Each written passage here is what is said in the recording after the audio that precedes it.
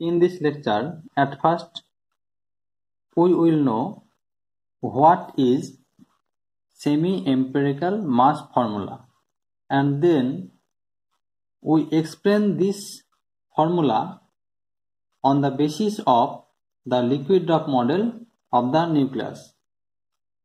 Look, the semi-empirical formula for the nuclear masses or nuclear binding energies gives a connection between theory of nuclear matter with experimental information, and this formula is based on the liquid drop model of the nucleus. Now, what is the significance of semi-empirical?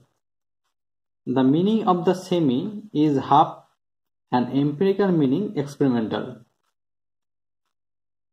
That is, the semi-empirical mass formula is involved with half theoretical and half experimental results.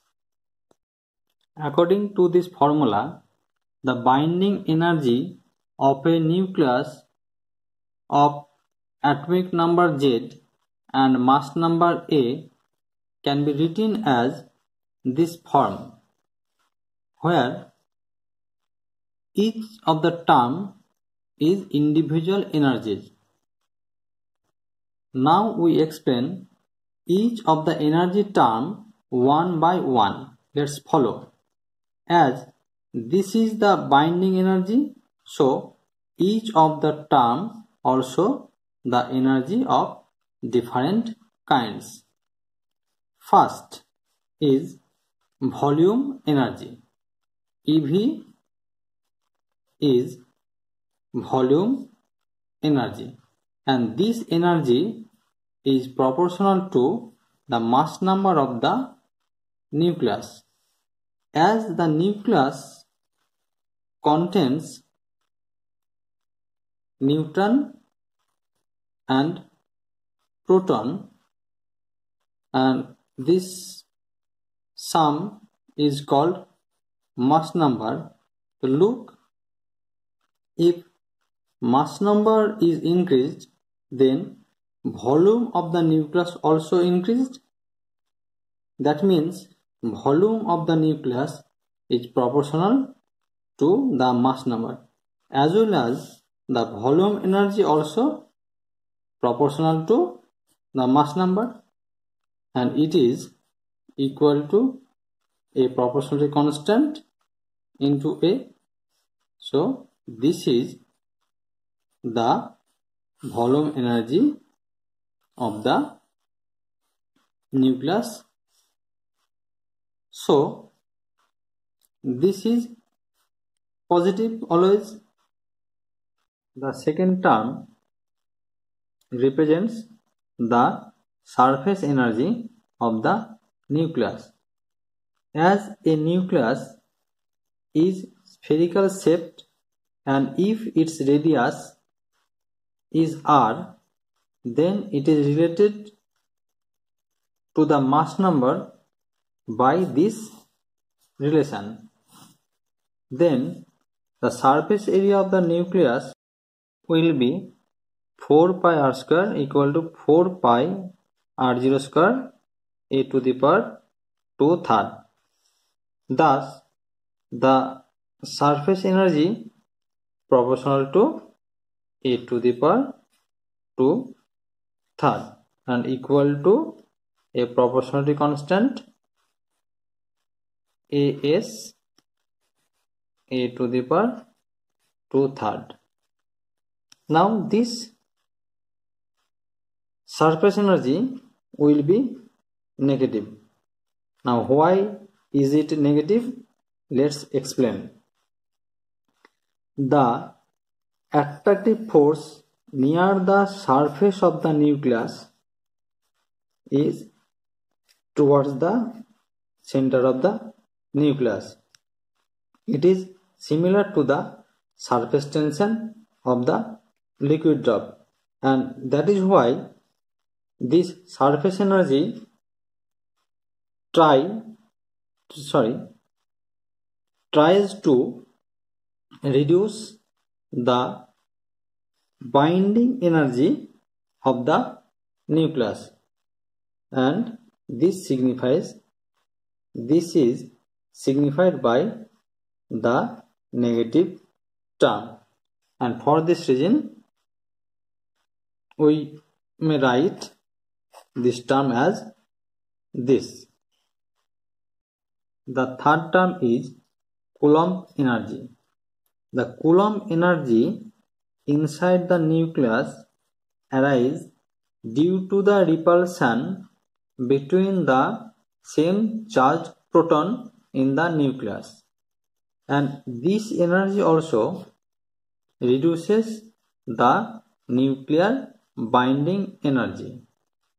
Now, this repulsive force, being of the long range type, can act between all the proton pairs in the nucleus, which means this is nucleus, this is protons.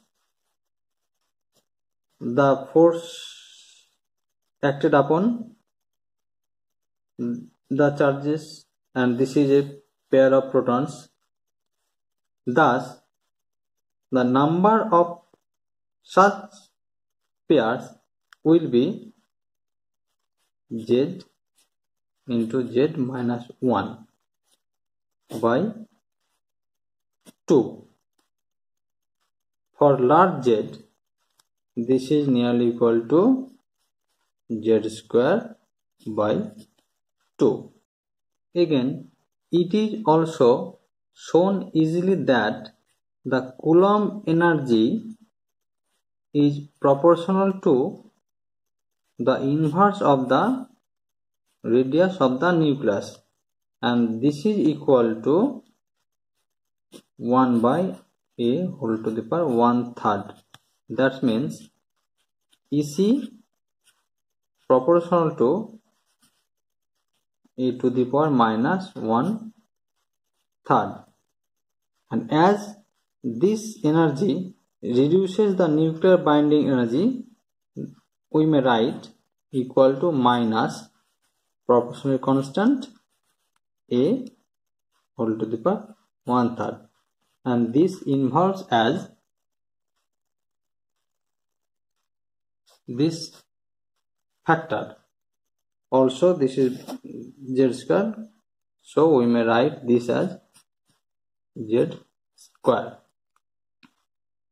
This is the Coulomb energy term in the nuclear binding energy.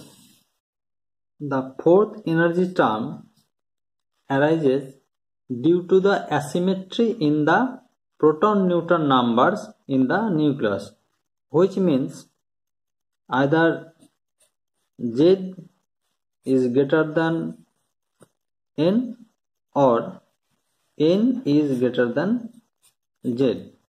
For stable nuclei, we know that neutron number equal to the proton number.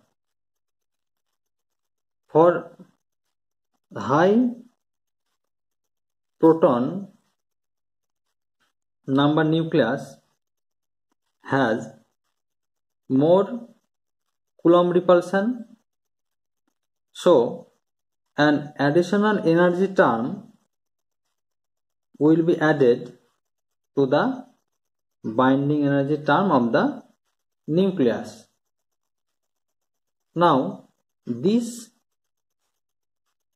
energy term also reduces the binding energy of the nucleus, and it is proportional to the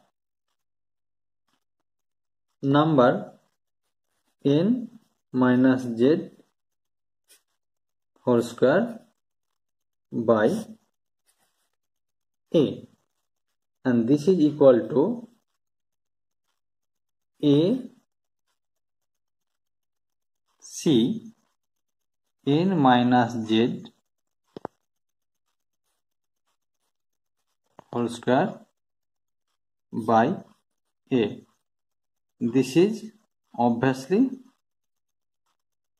negative because this term reduces the binding energy of the nucleus,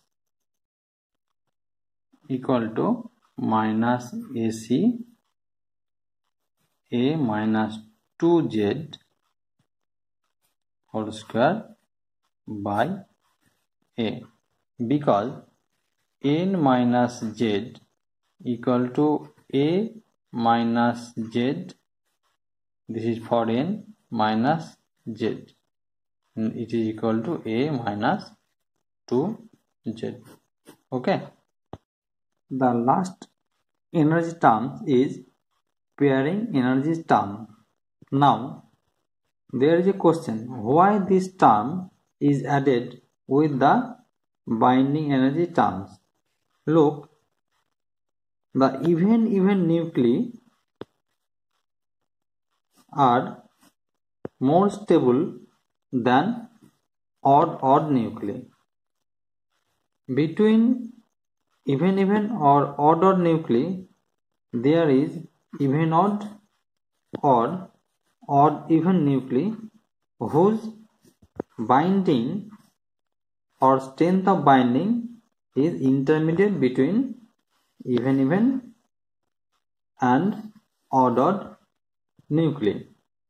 Now, as the binding strength is highest for even nuclei and lowest for odd nuclei, and for this reason the pairing energy term should be added with the binding energy of the nucleus.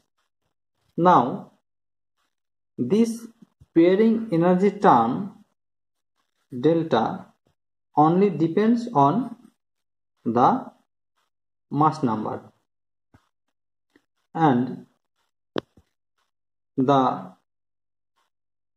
pairing energy taken to be 0 for odd a nuclei, positive for even nuclei, and negative for odd nuclei.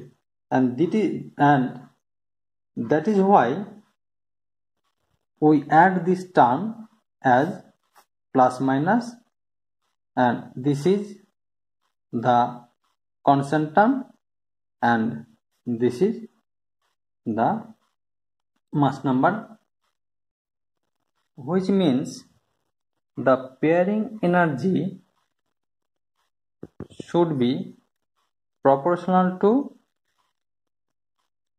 a to the power minus 3 by 4, and that is equal to proportionally constant a to the power minus 3 by 4, and this is either positive or negative. Positive for even nuclei and negative for odd nuclei, and all this term includes in the binding energy of the nucleus due to the semi-empirical mass formula.